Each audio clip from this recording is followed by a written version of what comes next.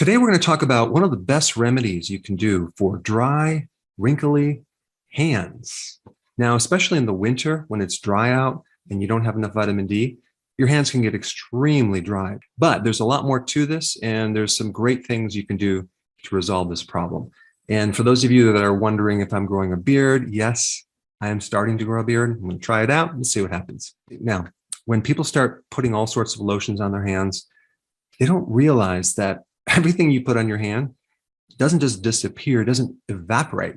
It gets sucked into the pores, goes in the bloodstream, and goes right to your liver. So you really want to make sure that what you're putting on your skin is safe. 22% of all personal care products are petroleum-based, which includes solvents like benzene.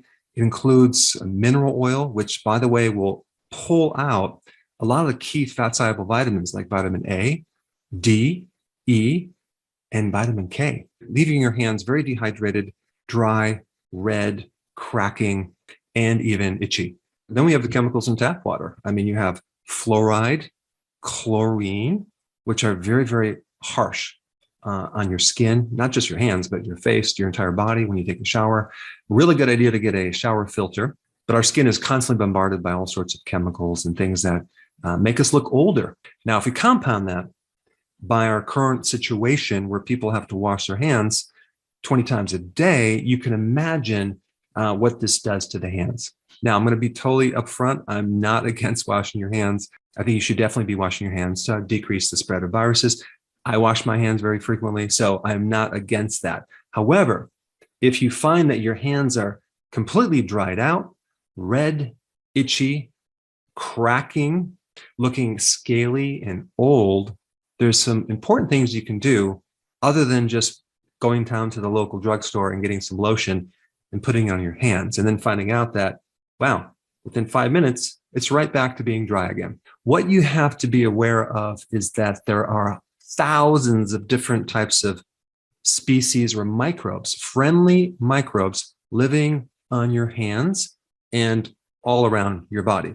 And yes, you can call them germs, but they're friendly germs, okay? You also have friendly funguses, about 14 different funguses that are living on your hands.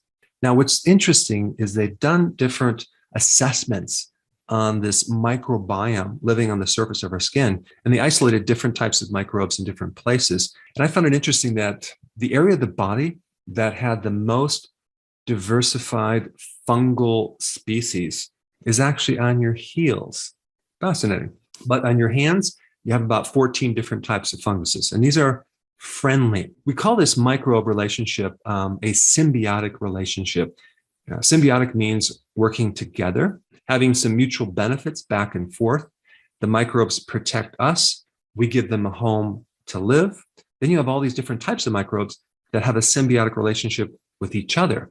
So they have to learn to live together, right? I mean, I wish we as a human race could actually be more symbiotic.